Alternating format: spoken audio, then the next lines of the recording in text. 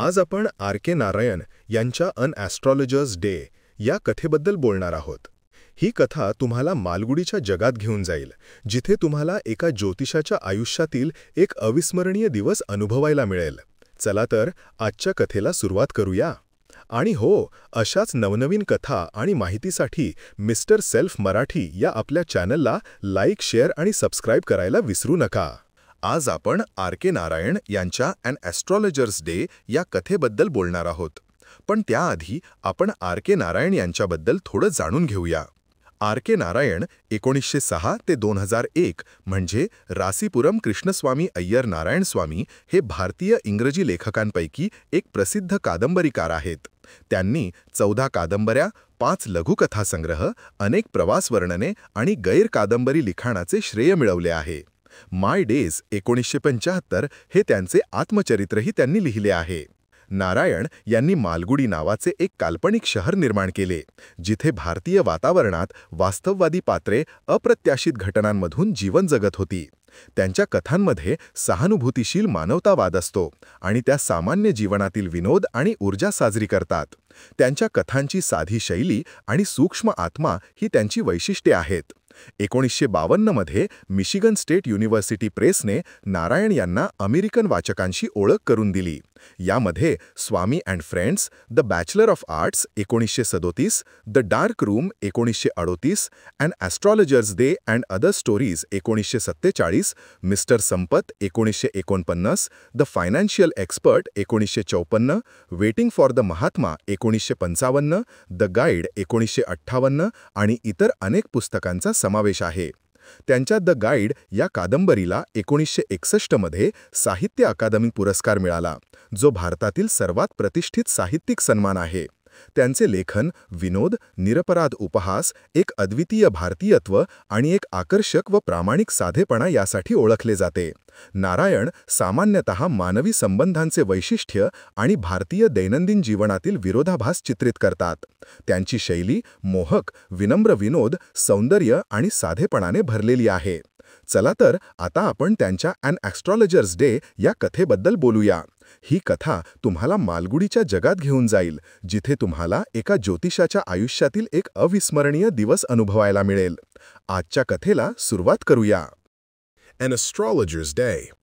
Punctually at midday, he opened his bag and spread out his professional equipment, which consisted of a dozen cowrie shells, a square piece of cloth with obscure mystic charts on it, a notebook, and a bundle of Palmyra writing.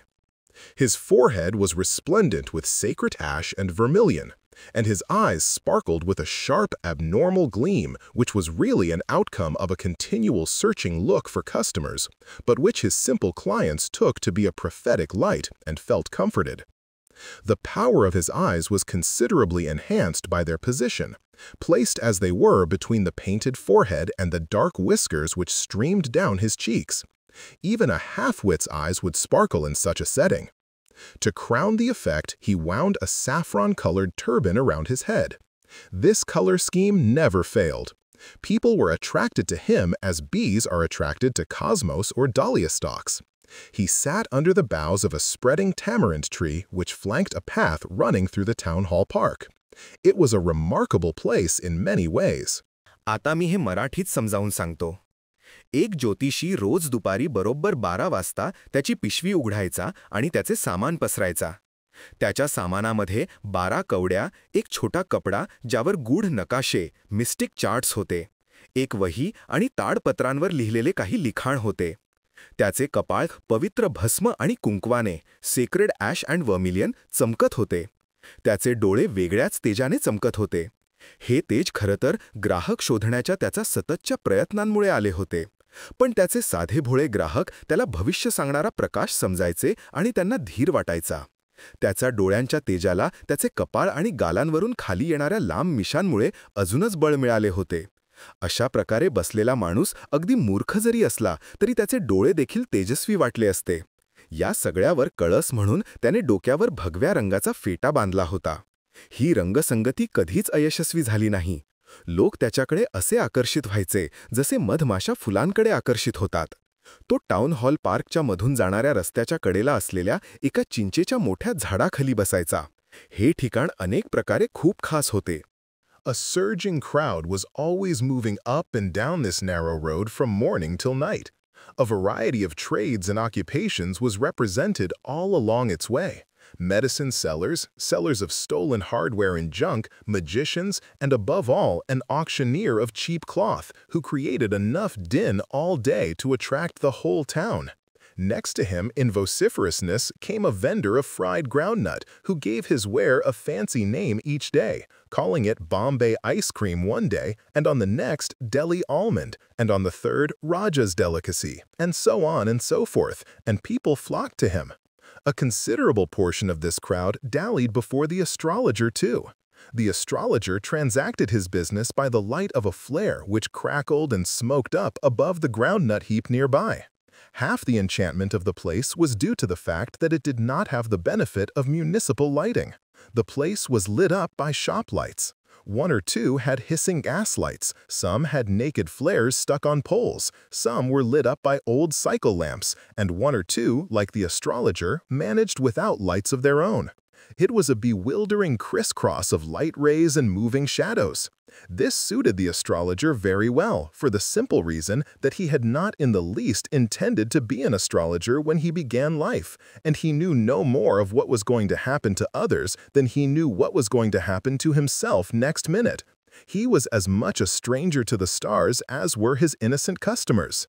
Yet he said things which pleased and astonished everyone. That was more a matter of study, practice, and shrewd guesswork. All the same, it was as much an honest man's labor as any other, and he deserved the wages he carried home at the end of a day. He had left his village without any previous thought or plan. If he had continued there, he would have carried on the work of his forefathers, namely, tilling the land, living, marrying, and ripening in his cornfield and ancestral home. But that was not to be. He had to leave home without telling anyone, and he could not rest till he left it behind a couple of 100 miles.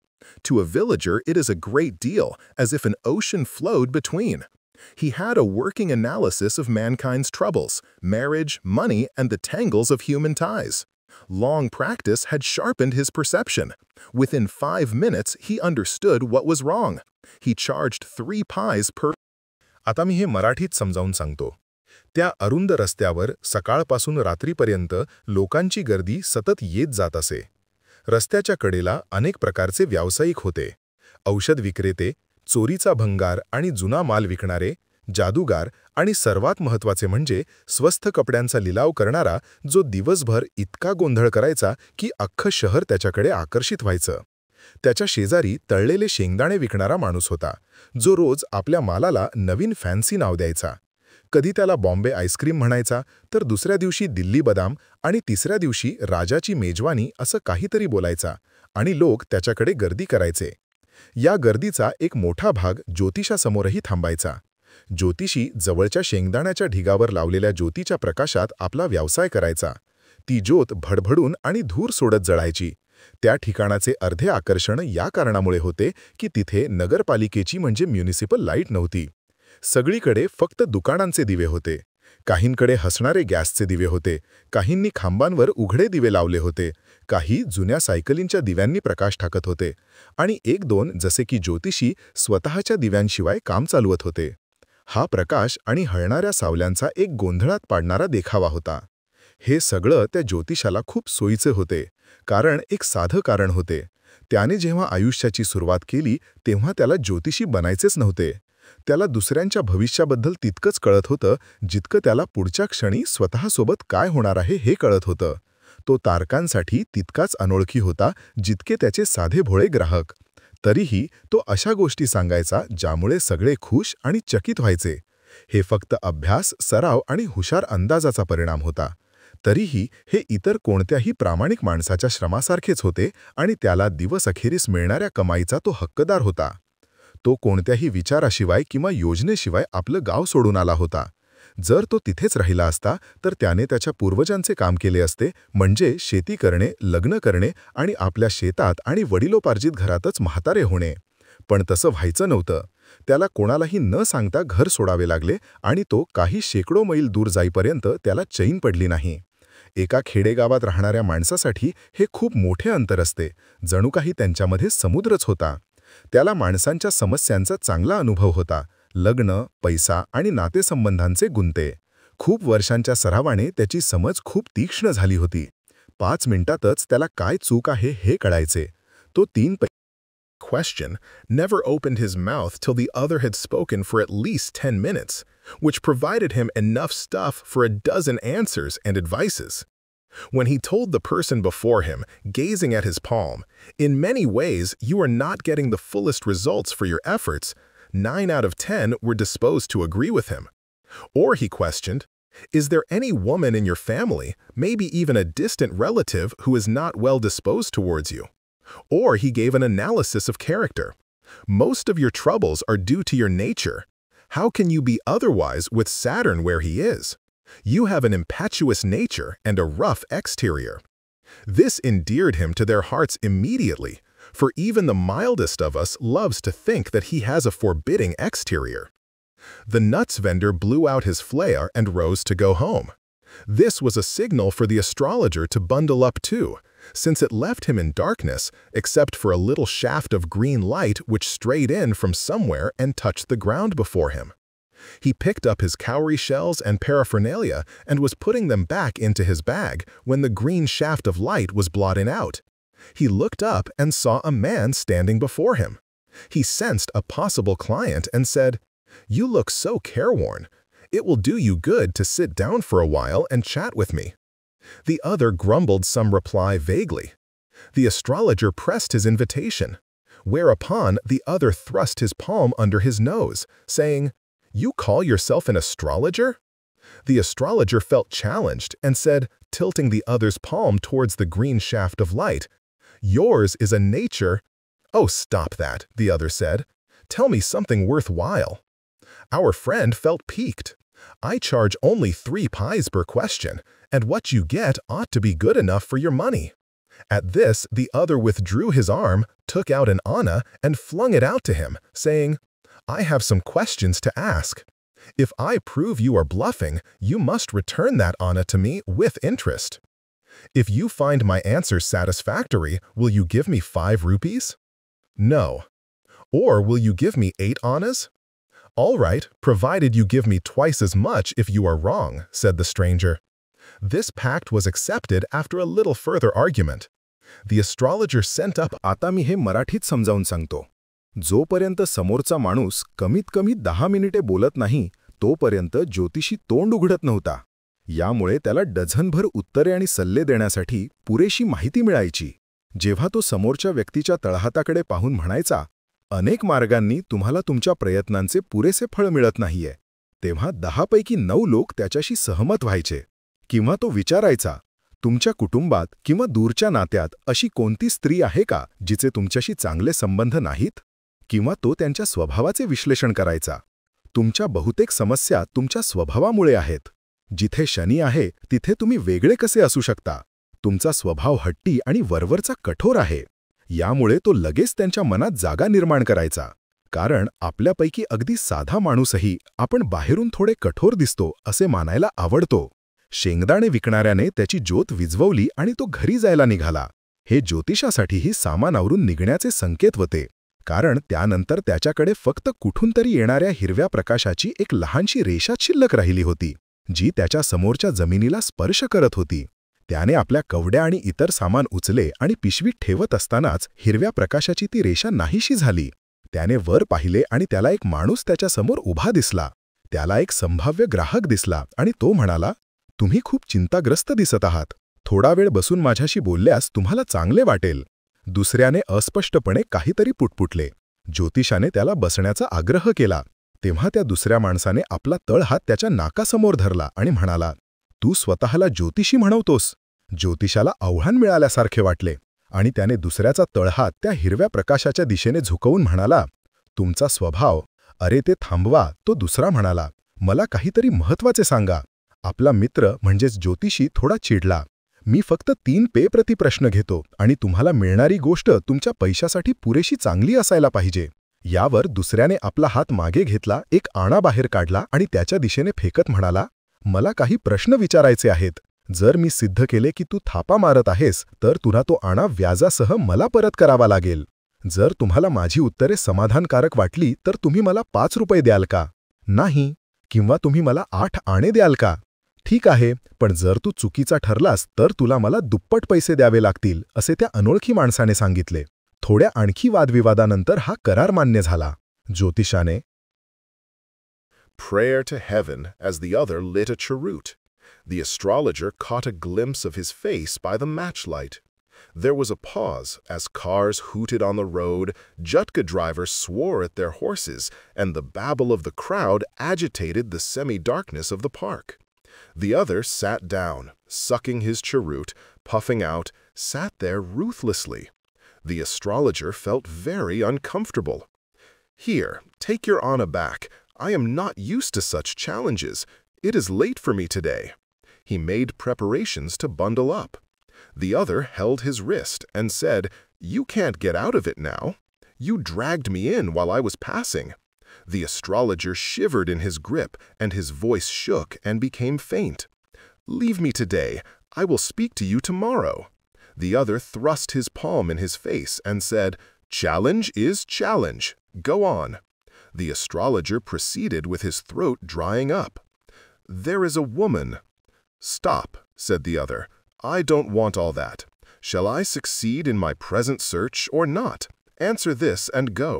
Otherwise, I will not let you go till you disgorge all your coins." The astrologer muttered a few incantations and replied, "All right, I will speak.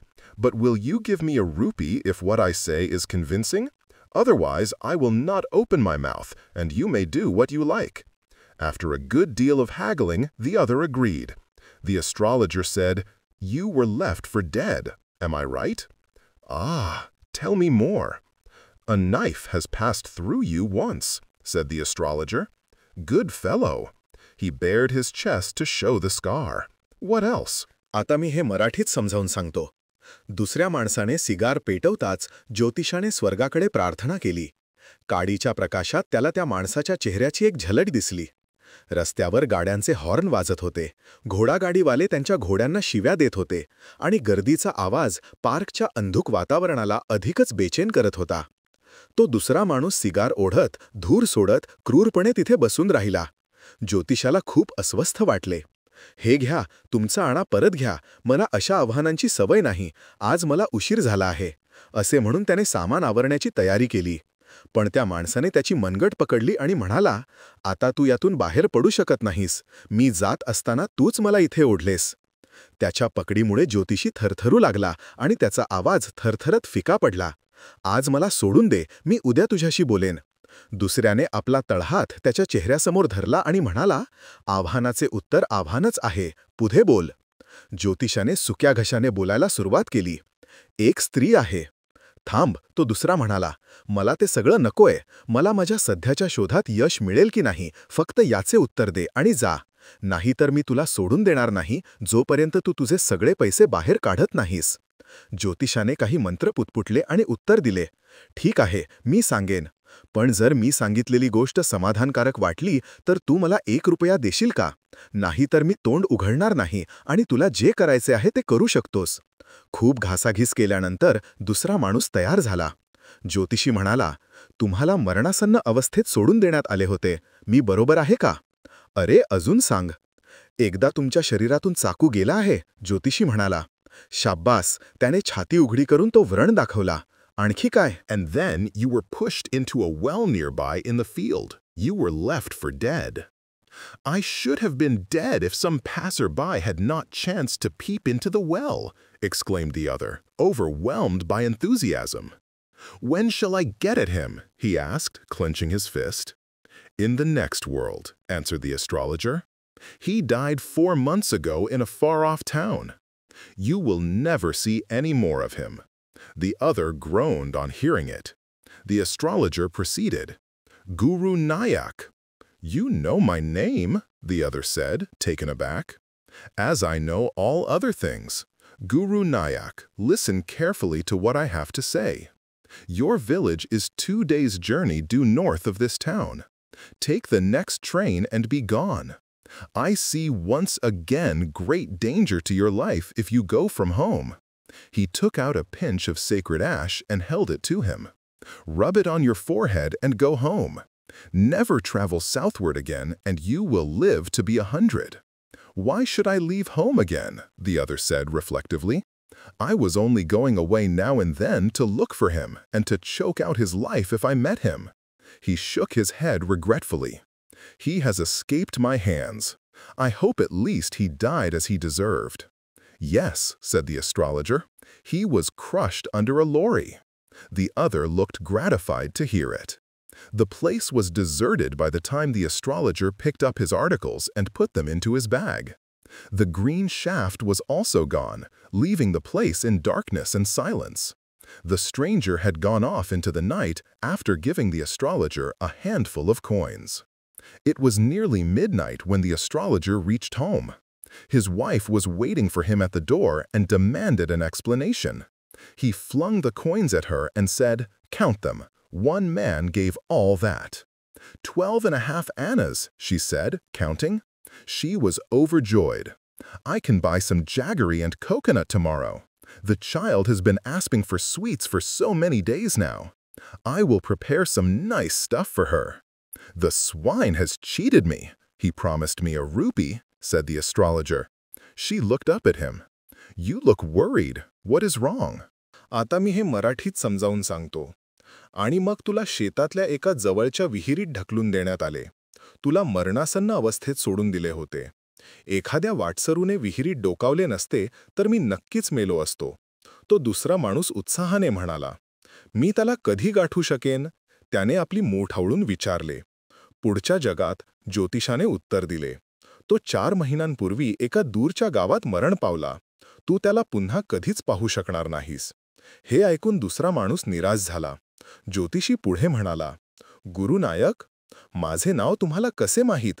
तो दुसरा माणूस आश्चर्यचकित होऊन म्हणाला, जसे मला इतर सर्व गोष्टी माहीत आहेत. गुरुनायक, मी जे सांगतोय ते काळजीपूर्वक ऐक. तुझे गाव या शहराच्या उत्तरेकडे 2 दिवसांचा प्रवासावर आहे. पहिली गाडी पकड आणि निघून जा. मला पुन्हा एकदा तुझ्या आयुष्याला मोठा धोका दिसत आहे, जर तू घरापासून लांब गेला तर. त्याने थोडी पवित्र भस्म, सेक्रेड ॲश बाहेर काढली आणि त्याच्याकडे धरली.